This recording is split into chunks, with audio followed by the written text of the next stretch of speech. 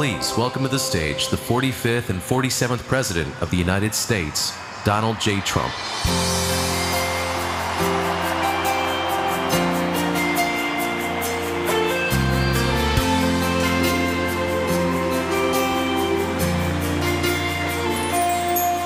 If tomorrow all the things were gone, I'd work for all my life, and I had to start again with just my children and my wife. Thank my lucky stars to be living here today, 'cause the flag still stands for freedom, and they can't take that away.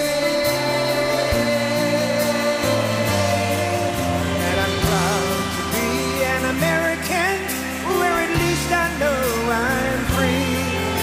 And I won't forget the men who died, who gave that right to me. And I gladly stand up next to you and defend her still today. 'Cause there ain't no doubt I love this land. God bless the USA.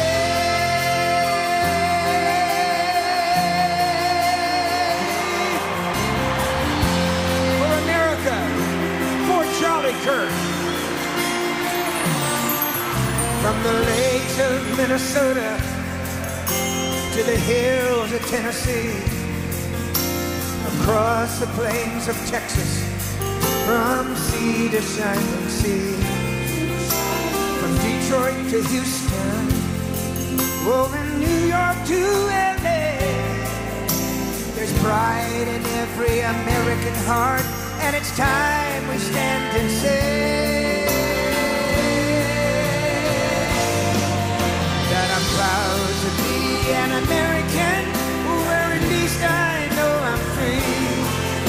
And I won't forget the men who died, who gave that right to me. And I gladly stand up next to you and defend her still today. 'Cause there ain't no doubt I love this land. Sing it! God bless the USA.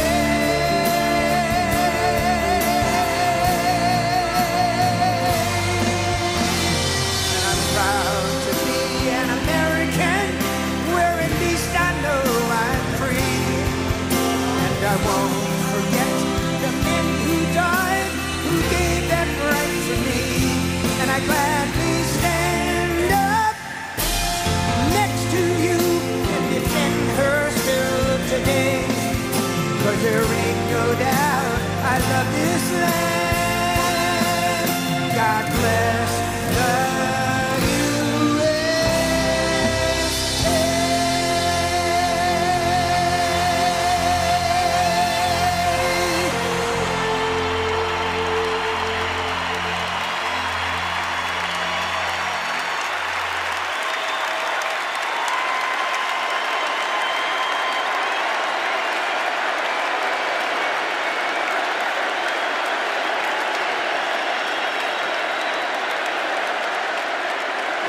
Thank you very much, Lee. You've been there from the beginning with us, Lee, and we appreciate it. Nobody can sing that song like Lee Greenwood. Thank you very much, Lee, very much for being here. And his voice has not changed, you know? Pretty amazing. And a special thank you to Erica, because today, America is a nation in grief, a nation in shock, and a nation in mourning. Less than 2 weeks ago, our country was robbed of one of the brightest lights of our times, a giant of his generation, and above all, a devoted husband, father, son, Christian, and patriot. Charles James Kirk was heinously murdered by a radicalized, cold-blooded monster for speaking the truth that was in his heart. He was violently killed because he spoke for freedom and justice, for God, country, for reason, and for common sense. He was assassinated because he lived bravely, he led boldly, and he argued brilliantly without apology. He did what was right for our nation. And so on that terrible day, September 10th, 2025, our greatest evangelist for American liberty became immortal. He's a martyr now for American freedom. I know I speak for everyone here today when I say that none of us will ever forget Charlie Kirk, and neither now will history.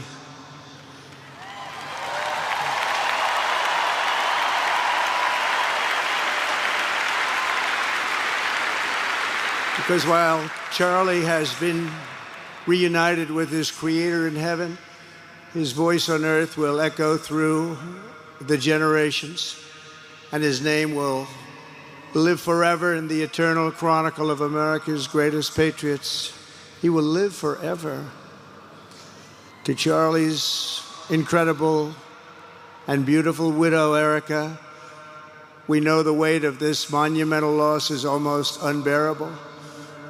But even in the midst of heartache and pain too great to even fathom, you have somehow found the strength and deep faith to be a comfort to millions and millions of people. And thank you very much, Erica. Thank you very much.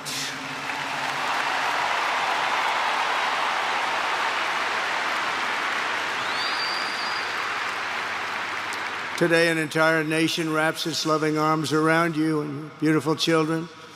We share in your immense and overwhelming sorrow, and we vow that we will do everything we can to ensure that your children grow up in a land where their father is honored and revered as a great American hero. That's what he is.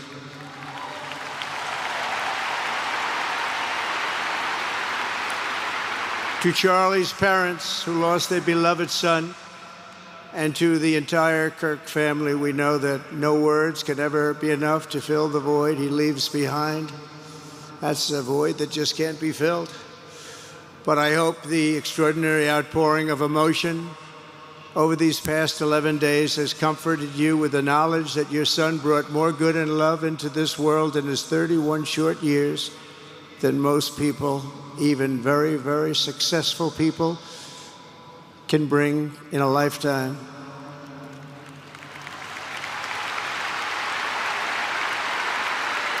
Charlie Kirk loved America with everything he had, and as we can see so clearly today, America loved Charlie Kirk.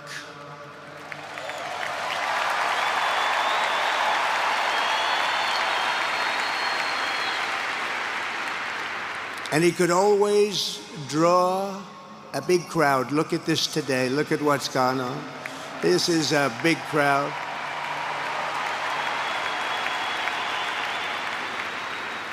Here today we have the Vice President of the United States, J.D. Vance.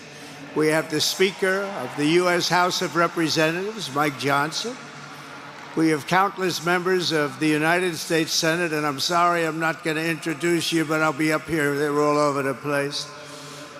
And likewise, the House of Representatives, they're all over this big stadium. This is not an arena, this is a stadium.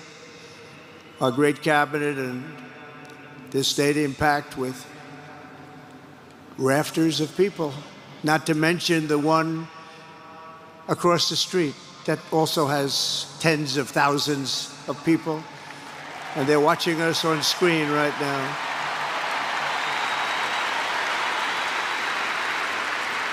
And I'm sorry we couldn't get you in. If anybody would like to give up your seat, please walk across the street. But this is like an old-time revival, isn't it? An old-time revival.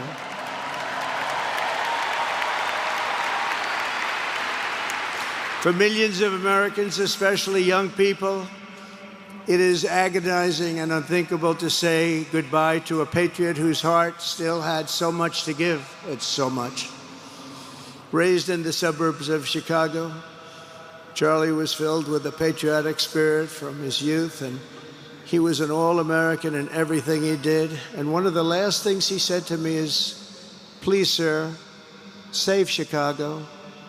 We're going to do that. We're going to save Chicago from horrible crime.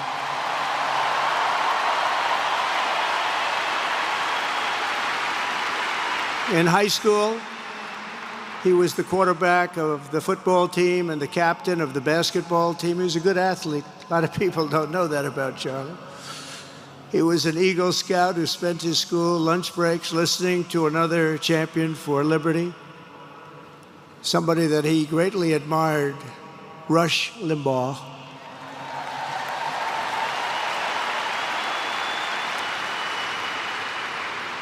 But what was even more important to Charlie than politics and service was the choice he made in the 5th grade, which he called the most important decision of his life, to become a Christian and a follower of his Savior, Jesus Christ.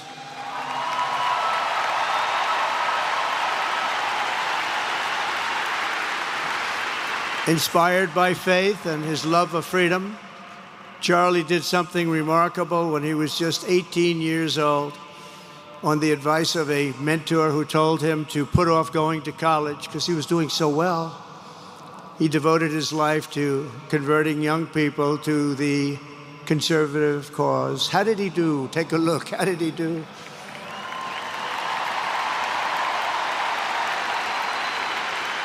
In 2012, 2 days after graduating high school, and with just $1,800 in his pocket, the young man from Illinois, who no one had ever heard of, started an organization whose grand ambitions were captured in its name, Turning Point USA. Great name.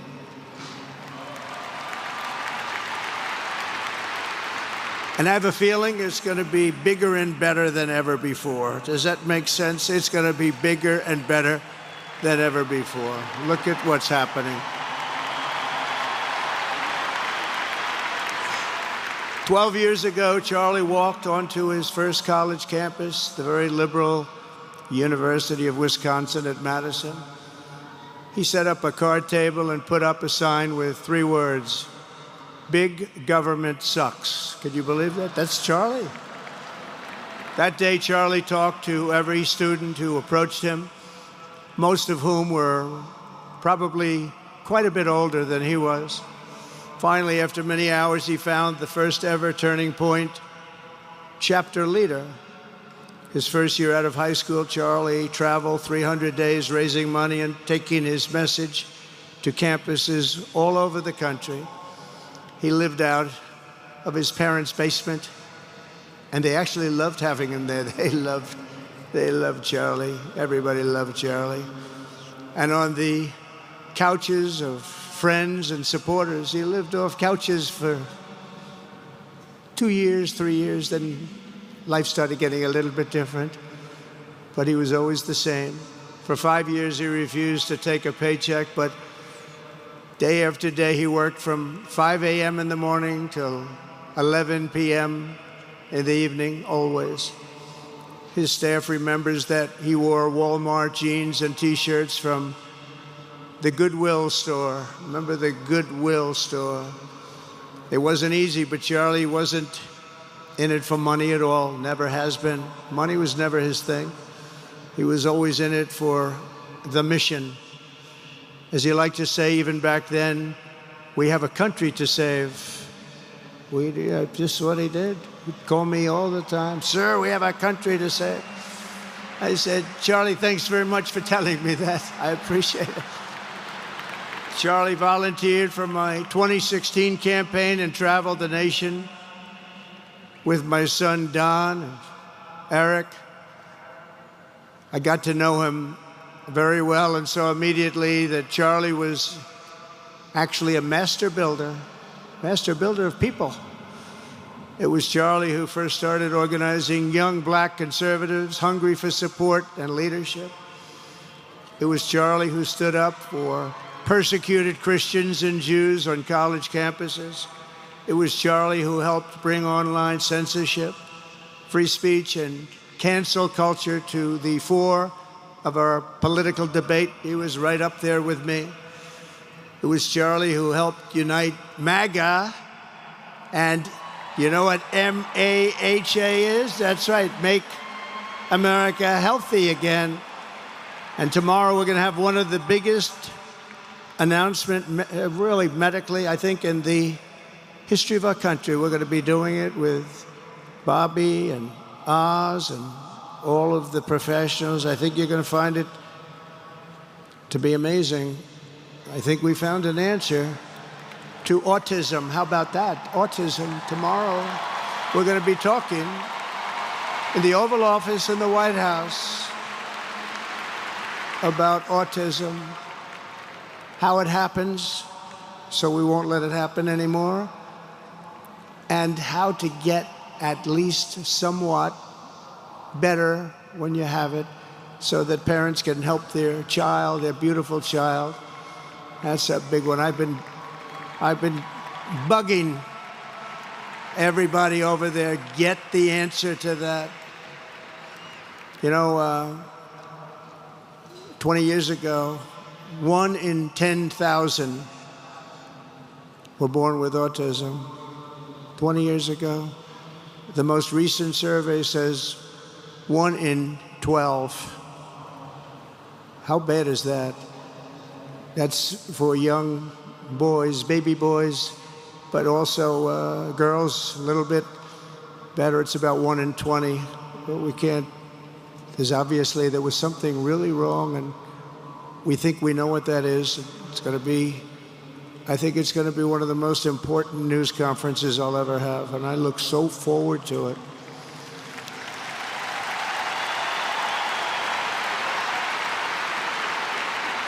And you know who else looked forward to it? Because he knew. I'd tell him a little bit about what was going on. Was Charlie. He would have been front row center, believe me. We'll be missing him tomorrow. It was such a big deal for him, too. He brought together Donald Trump, Bobby Kennedy, right here in the great state of Arizona 1 year ago. Remember that? What a night, what a day that was. And it was Charlie who was among the first to speak to me about a man from Ohio by the name of J.D. Vance. Have you ever heard of him? He's doing a good job.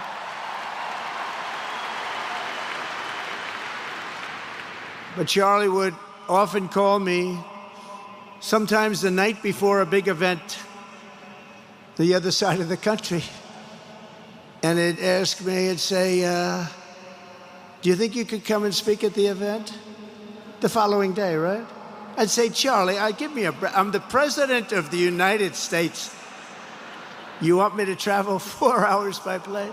And you know, sometimes I did it. He was a very good guy. He was a very convincing guy. He didn't stop, but he would ask for things like that. Sir, could you be tomorrow in California? I said, Charlie, give me a break, please. He just wouldn't stop. And he succeeded. But I almost always went because you never wanted to let Charlie down. He worked so hard. You just didn't want to let him down. I felt guilty. He'd make me feel very guilty. As president, many people asked me for things, but Charlie was one of the few who always gave more than he took. He was a giver, much more than a taker.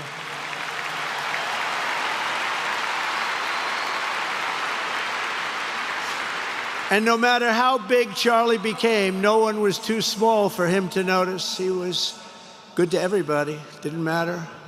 Several years ago, a fourth grader asked Charlie to appear on his podcast, which was probably only watched by the parents of that fourth grader.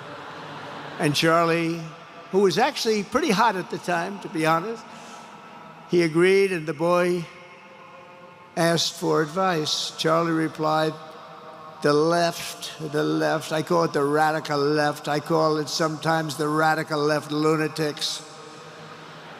But Charlie didn't say that. He called it the left. He was probably right, but I can't help it. I can't help it. So he said the left, radical left lunatics, may have all the money in the world, but they can never outwork me. I will wake up as early as I need to, about himself. I will stay up as late as I need to, and I will never stop fighting for our country. And he did this until his dying breath. That's what he was doing. That's what he was doing. Think of it. Wow. What a horrible moment. I was in the Oval Office when I heard they came in, and it was like a surreal experience, a terrible, terrible. I had some very big people in the Oval Office, and I was in the midst of a very important conversation for our country, big people, the biggest. And I said, you have to leave now. When they told me that, they told me in front of a group of very powerful people, I said, you have to leave now, right now, please. Right now, you have to leave, go. By his own determination and skill, Charlie Kirk built Turning Point from his humble beginnings, the beginnings that nobody believed could ever end up something like this, into a great movement and a juggernaut of American politics. And you know, we have a massive stadium loaded up with people, but he got tremendous crowds before he had this kind of horrible news and before we had to hear what happened so terribly. He delivered more than 250 speeches a year at over 200 colleges and universities, and that was at a time when it was not really vogue to go to colleges and universities if you were a conservative. It really took great courage. And we used to talk, and I said, you know, I think they're much more conservative than we know, and he agreed, but it just wasn't something that was happening because the radical left would do very bad things, very dangerous things. But Charlie set up chapters on 2,200 campuses and spoke at more than 1,000 churches. He launched a podcast and radio show that grew to an audience of 1 million Americans a day, one of the bigger shows on radio. And Charlie didn't just bring young people into the movement. All of a sudden, it started to grow by leaps and bounds. By 2024, we won more young people than any Republican candidate in the history of our country, including, for the first time, a majority of males under 30. Can you believe it? Remember when Republican presidential candidates would get 4%? No, we did unbelievably with young people. And he was a big, big factor. Unbelievable. But he made me work for it. Sir, you have to make a speech here, you have to make a speech there. But we did it, and we won, and our country is doing unbelievably well now. We had a country that was dead 1 year ago, and now we have the hottest country anywhere in the world. And Charlie helped us make it that. One of the great people. But through it all, the core of Charlie's message and his basic method never changed. It never really changed. He stayed the same person also. At every campus event, Charlie asked the people who disagreed with him to come forward, and instead of silencing them, he handed them a microphone and let them speak. And he'd convinced so many of them. It was a pretty amazing thing to watch, actually.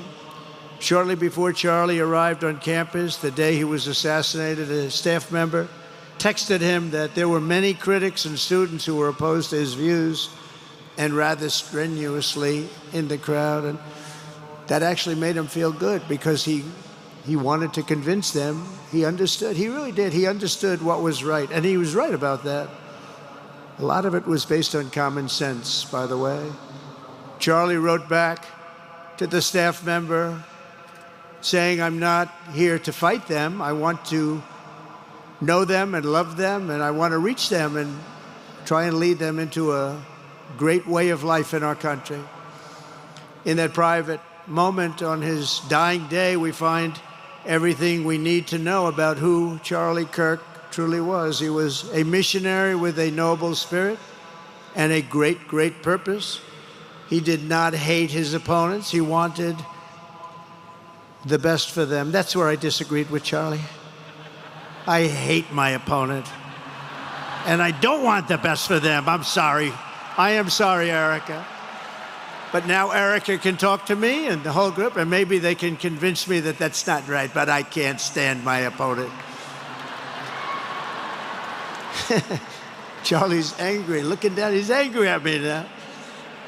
He wasn't interested in demonizing anyone. He was interested in persuading everyone to the ideas and principles he believed were good, right, and true.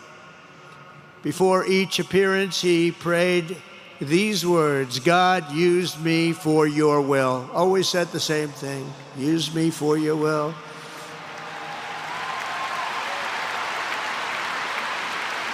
And that is exactly what God did. When you think, that's exactly what he did. The more success Charlie had, and he was getting more and more successful, the more dangerous his mission became. On campuses all over the country, his quest for open dialogue was met with menacing hate. There were bomb threats, pulled fire alarms, and countless rage-filled radicals who tried to shout him down. It was nasty. I used to say, Charlie, this is nasty stuff you're doing. At one event, police had to build barricades to protect students from an angry mob of thugs. Many of these people, by the way, are paid a lot of money to do this. They're agitators. They're paid agitators. Remember that? When you see they all have the same beautifully printed sign, every sign is identical, comes out of a top-level print shop. That's not the signs that are made in somebody's basement. Those are paid for by very bad people, and hopefully we're going to be finding out through the DOJ who those people are.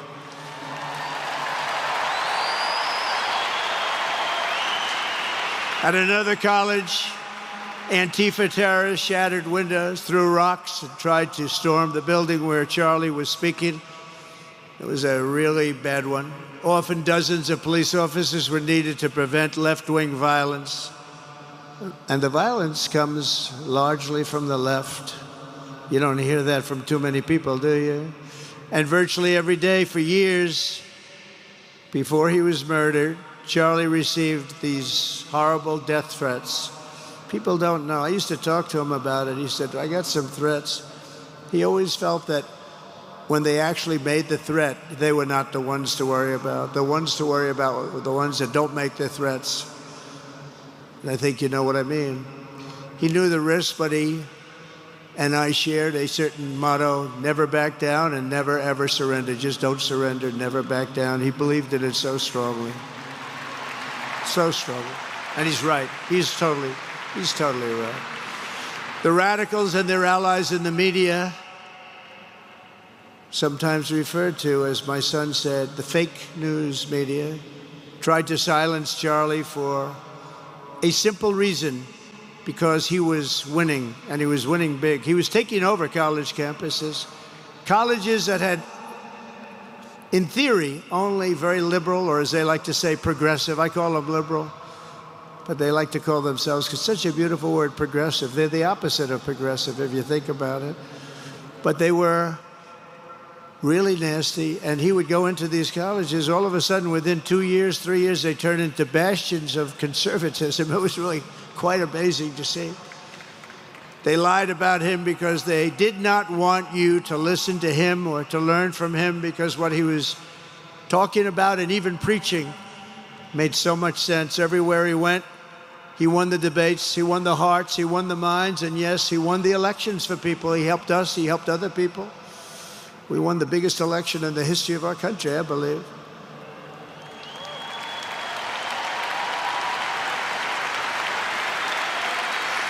Charlie Kirk was without a doubt among the most influential figures in the most important election in the history of our country. The election of, that beautiful day, November 5th, 2024. Do you remember that day? It was 9 months ago. What a day that was. I mean, we had a pretty good day in the first one. And I must tell you, on the second one, we had a phenomenal day. But a lot of bad things happened. And now that's not even questioned. They cheated like dogs, but we got them back, didn't we, huh? We got them back. But we owe Charlie a profound and eternal debt of gratitude now. Just like Charlie and Erica made Turning Point hot, we are looking at a country that has the chance to attain a level like never before. Tariffs are making us rich again, richer than anybody ever thought was possible. And the only one challenging them are people that hate our country or foreign countries that are paying a price, because they did the same thing to us for years. They took advantage of us, but we're making money. We're becoming richer and richer. And we're taking care of our people better and better when we do that. And we can take care of other countries better and better. But we're doing unbelievably well. The tariffs have really been a hold. The election was big, but the tariffs, because of the election, came in. And remember, other nations do that to us. And Charlie understood that. He saw the money. He saw what was coming into our country, and we can use that for Medicare, Medicaid, Social Security, all of these things that we fight so hard for. And that's exactly what's happening. The numbers are incredible. When the news finally came out on election night last November that the race was officially won, came out pretty early in the night. Charlie was live on camera. In that moment, he was overcome with emotion. I've never seen him like this. He was so happy. For a long while, he said nothing. His eyes were filled with tears, and then he buried his face in his hands and he started crying. That wasn't the Charlie I knew, but in thinking about it, it actually was the Charlie I knew, because he had a tremendous heart. He just wanted what was good for our country, and he saw us going in such a horrible direction. Lovingly, Eric, and this was so beautiful, Erica put a MAGA hat on to cover his bowed head. I like that very much. MAGA, we love. Does everybody love MAGA? Make America Great Again.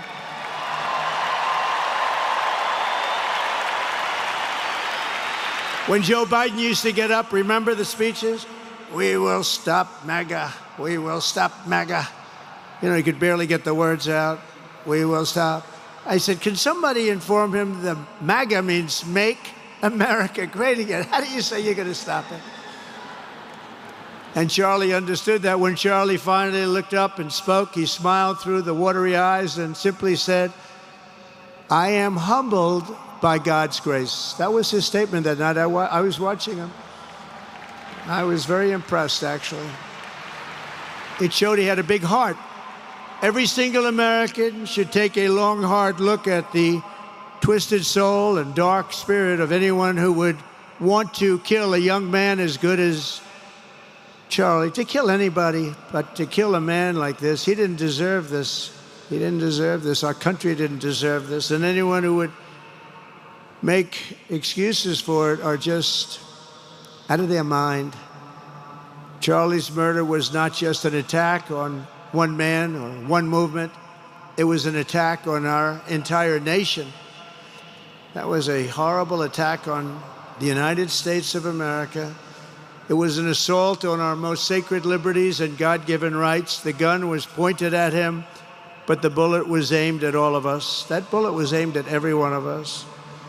Indeed, Charlie was killed for expressing the very ideas that virtually everyone in this arena and most other places throughout our country deeply believed in.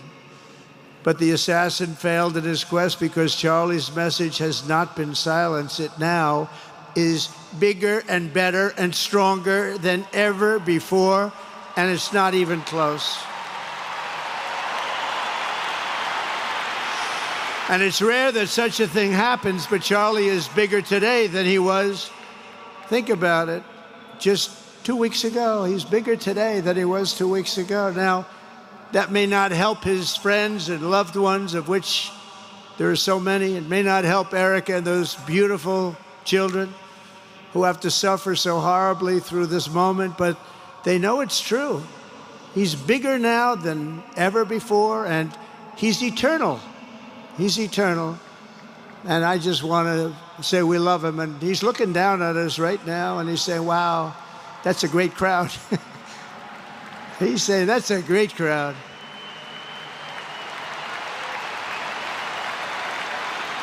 And it's a great crowd of patriots. But that's why I will soon award Charlie the nation's highest civilian honor, the Presidential Medal of Freedom. It's the highest civilian honor.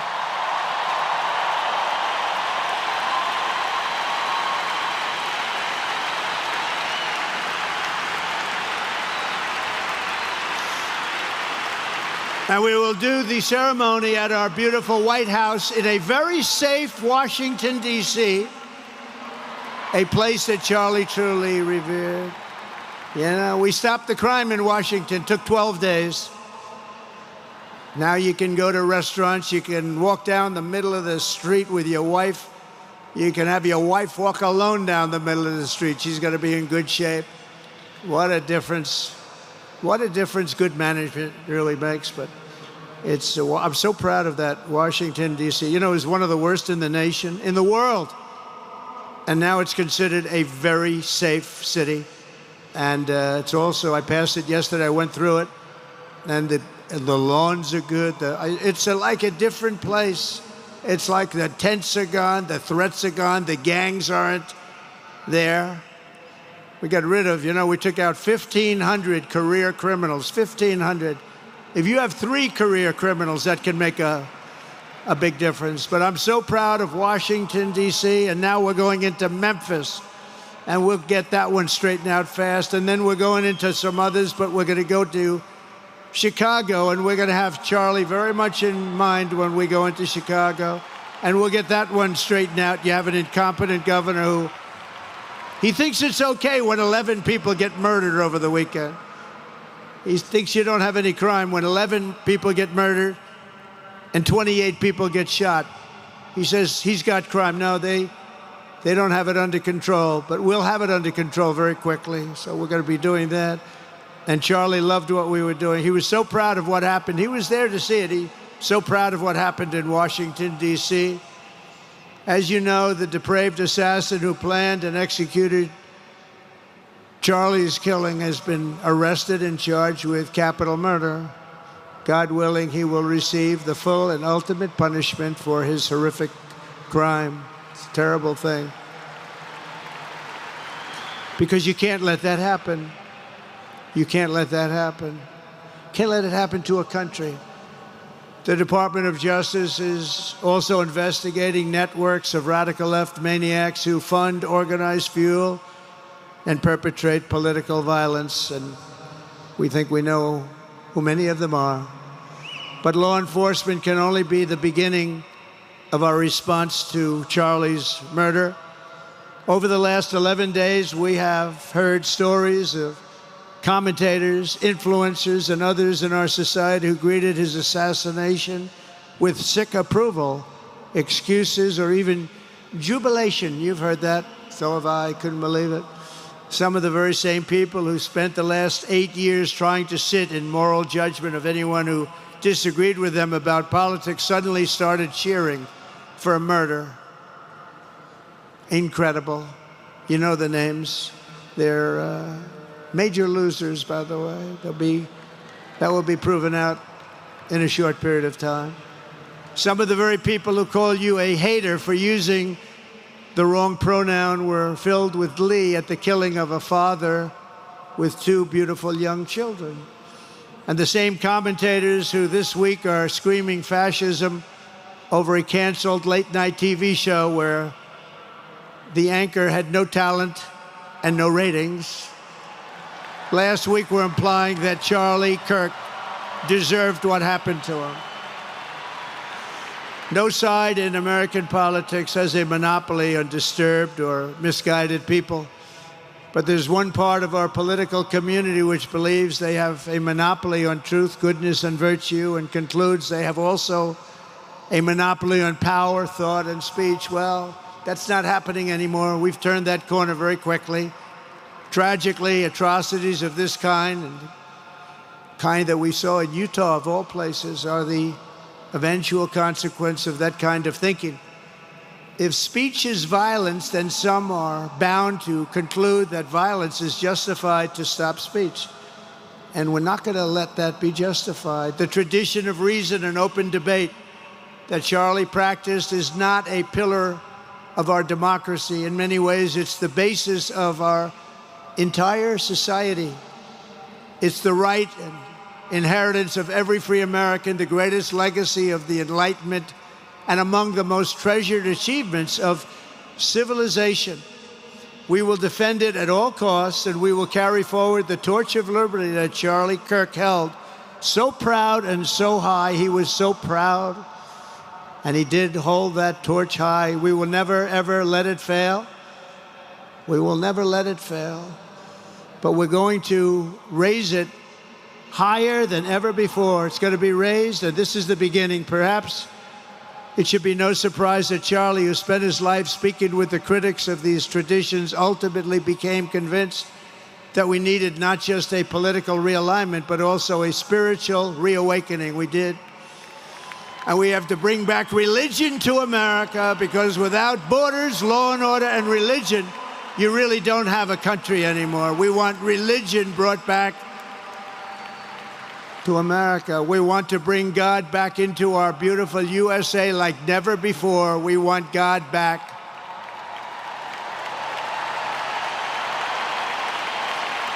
Charlie would have been so pleased to hear his friends and colleagues today giving testimony and giving glory to God. Within minutes of the gunshot in Utah, millions of Americans, young and old, heard the news and dropped to their knees and started praying. Even many who rarely prayed asked God for a miracle. Please, God, save Charlie. But although Charlie's time with us on earth has ended, those prayers for a miracle have already been answered. Look at what's happening. Look at what's happening. In the days since Charlie's death, we have seen how his legacy has touched so many millions around the world. In Calgary, Canada, thousands gathered at City Hall to sing the American national anthem and raise up posters with the name Charlie Kirk. In Seoul, South Korea, crowds gathered to wave American flags and shout, "We are for Charlie Kirk." His memory has been honored in the streets of Berlin, Warsaw, Vienna, Sydney, Madrid, London, Tel Aviv, and all over the world. So beautiful to watch. A man as far away as rural Australia texted a pastor, "I'm going to come to church tomorrow for the first time ever." The pastor asked, "Why is that?" The man replied, "Because of Charlie Kirk." Can you imagine? The lesson of Charlie's life is that you should never underestimate what one person can do with a good heart, a righteous cause, a cheerful spirit, and the will to fight, fight, fight. Have to fight. We're saving our country. And Charlie's a big factor, such a big factor. Charlie Kirk started with only an idea to change minds on college campuses, and instead he ended up with a far greater achievement, changing history. He changed history. Today, Charlie Kirk rests in glory in heaven for all eternity. He has gone from speaking on campuses in Wisconsin to kneeling at the throne of God, where he is right now.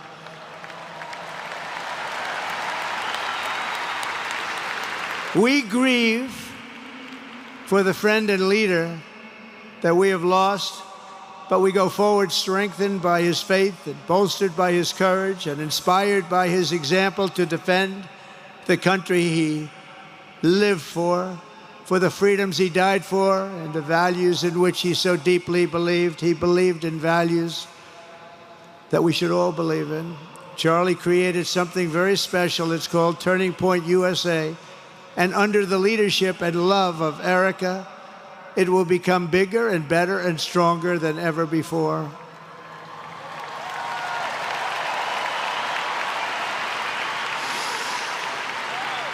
So, Charlie, we all want to thank you.